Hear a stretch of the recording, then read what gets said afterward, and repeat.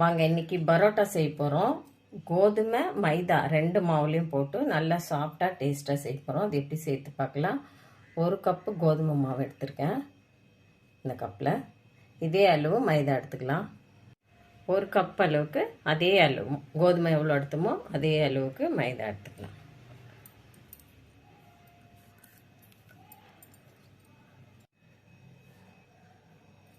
தேவையான அளவு உப்பு எடுத்துக்கலாம். டேஸ்ட்டுக்காக கொஞ்சம் சர்க்கரை, கொஞ்சம் கொஞ்சமாக தண்ணி சேர்த்து நல்லா குழைய பிசைந்துக்கலாம்.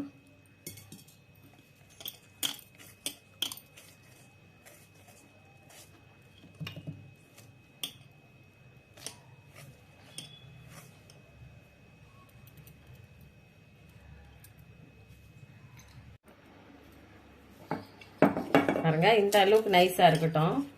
அப்போ தான் கொஞ்சம் பரோட்டா சாஃப்டாக வரும். கோதுமை மாவு நிறைய சேர்த்துருக்கிறதுனால கொஞ்சம் சாஃப்ட் வேணும் இல்லைங்களா. நல்லா ஒரு ஸ்பூன் அளவுக்கு எண்ணெய் போட்டுக்கலாம். அதில் போட்டு நல்லா பிசைந்து வச்சுருவோம்.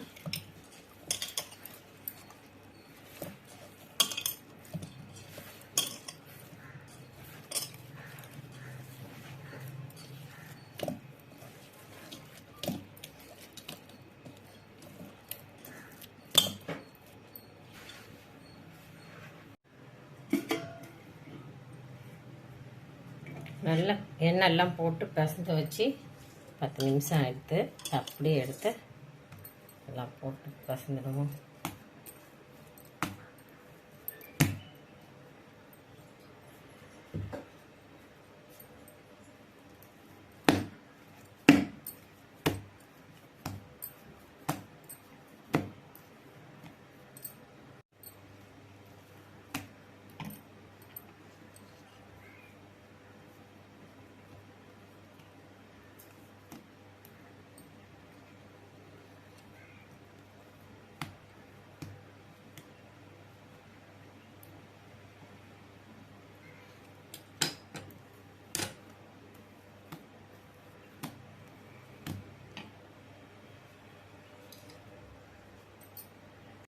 நல்ல பெரிய பெரிய உருண்டையாக இந்த மாதிரி உருட்டிக்கலாம். அப்போ தான் பன் பரோட்டாமல் சாஃப்டாக வரும்.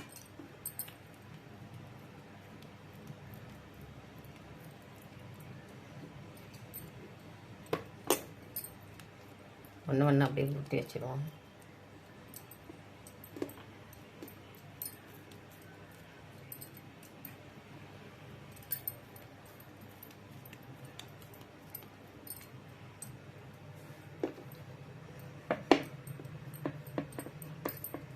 இதில் ஃபுல்லாக இந்த ரவுண்ட் அளவுக்கு பண்ணிவிடுவோம். அப்போ தான் கொஞ்சம் கொஞ்சமாக எண்ணெய் தொட்டு லைட்டாக எண்ணெய் போட்டுக்கலாம். கையில் தட்டிலையை சுற்றி போட்டுப்போம், ஒட்டாமல் இருக்கும். நல்லா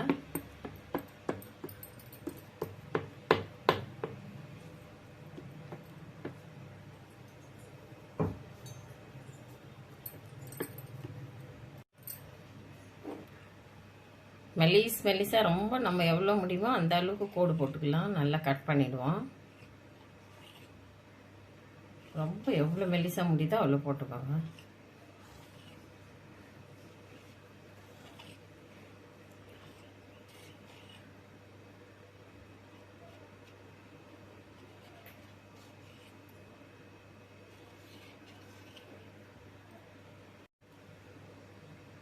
பாருங்க, இவ்வளோ இந்த அளவுக்கு மெலிசாக போட்டுடலாம்.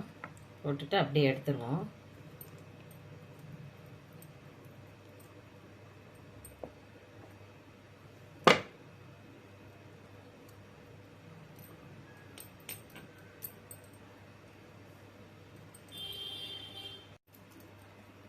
எல்லாம் எடுத்து ரவுண்ட் பண்ணி வச்சிடலாம்.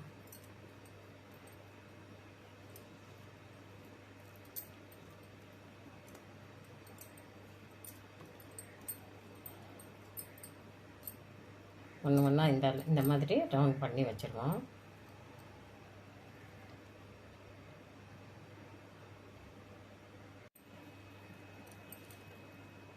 டேப் ஃபுல்லாக எடுத்து இந்த மாதிரி வச்சு ரவுண்ட் பண்ணிடலாம்.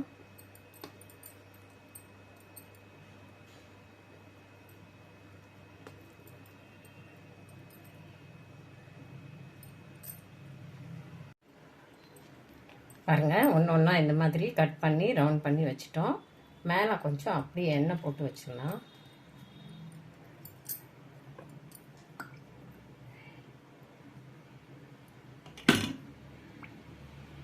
போட்டு ஒரு 5 நிமிஷம் அப்படியே மூடி வச்சுருவோம்.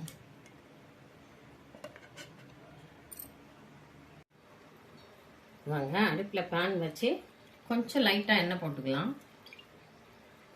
நிறைய வேண்டாம், ஏற்கனவே நம்ம மாவு வந்து ரவுண்ட் பண்ணி வச்சுக்கலாம். கொஞ்சம் எண்ணெய் போட்டிருக்கோம், அதனால்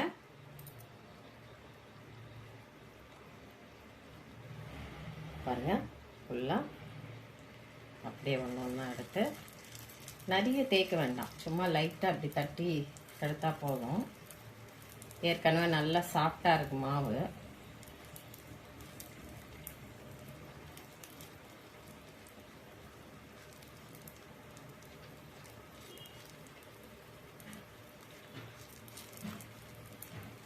அளவு பண்ணால் போதும் ரவுண்டு.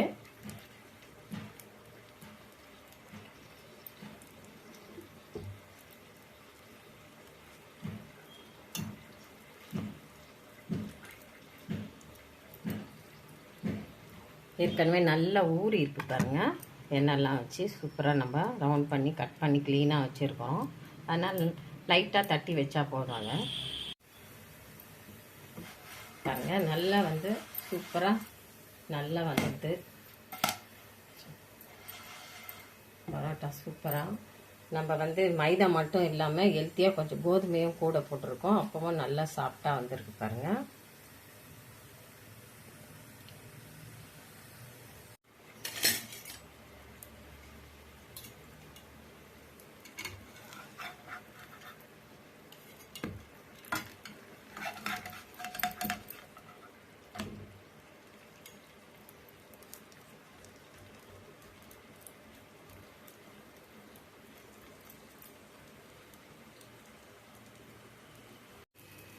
அப்படியே சூடாக எடுத்து போட்டு கொஞ்சம் நைஸாக கையில் இப்படி நசுக்கி விட்டால் போதும், ரொம்ப சாஃப்டாகிடும். பாருங்கள், நல்லா சாஃப்டாக அப்படி இருக்கும், ஸ்ப்ரிங் மாதிரி.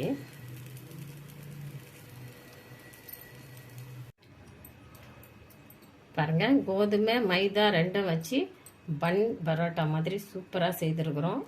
2 மாவுலேயும் நல்லா வந்திருக்கு பாருங்கள், லேயர் லேயராக வந்திருக்கு பாருங்கள். சாஃப்டாக மைதா மட்டும் இல்லாமல் கொஞ்சம் கோதுமையும் கூட சேர்ந்தால் ஹெல்த்தியாக கிடைக்கும் பரோட்டா, நம்மளுக்கு சாஃப்டாகவும் இருக்கும். இது மாதிரி ஒரு முறை ட்ரை பண்ணுங்கள், ரொம்ப டேஸ்டியானதாக இருக்கும். இந்த வீடியோ பிடிச்சிருந்தா லைக் பண்ணுங்கள், ஷேர் பண்ணுங்கள். விசேஷம் வேலூர் விலாக் சேனலுக்கு சப்ஸ்கிரைப் பண்ணுங்கள். மறக்காமல் பெல் ஐக்கானை கிளிக் பண்ணுங்கள்.